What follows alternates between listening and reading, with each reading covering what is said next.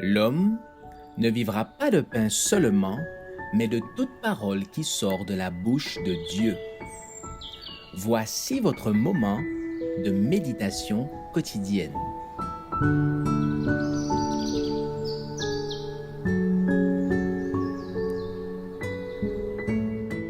Avec Dieu chaque jour.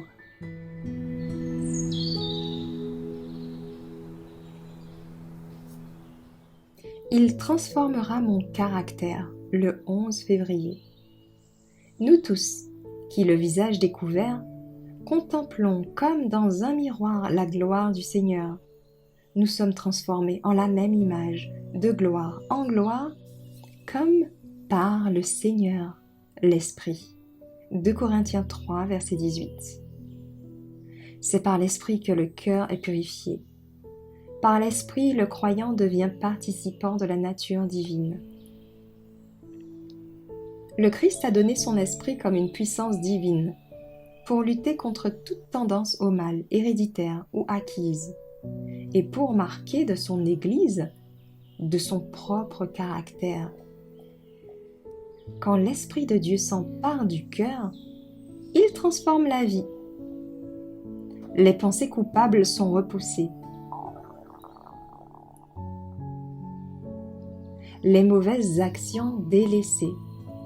L'amour, l'humilité et la paix remplacent la colère, la jalousie et la querelle.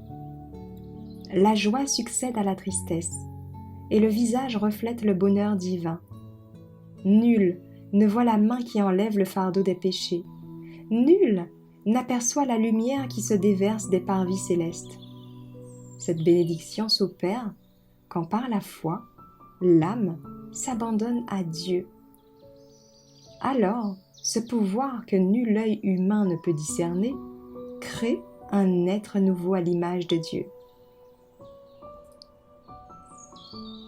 Le Saint-Esprit est le souffle de la vie spirituelle dans l'âme.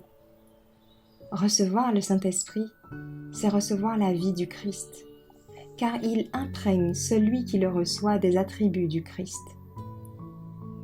La religion, qui vient de Dieu, est la seule religion qui mène à Dieu.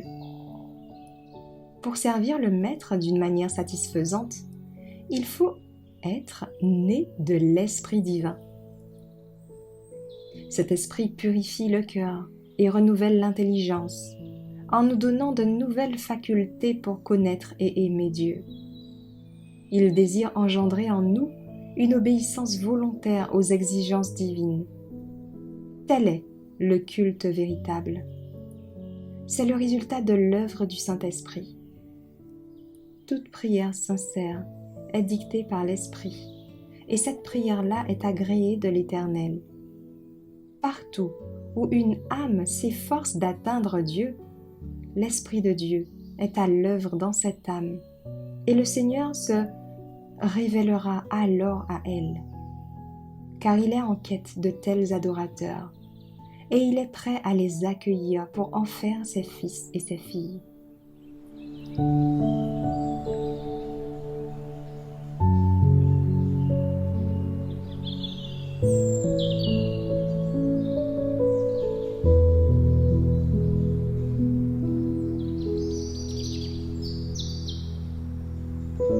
Merci d'avoir écouté cette présentation. Assurez-vous de nous rejoindre demain pour votre moment de méditation quotidienne avec lereste.org.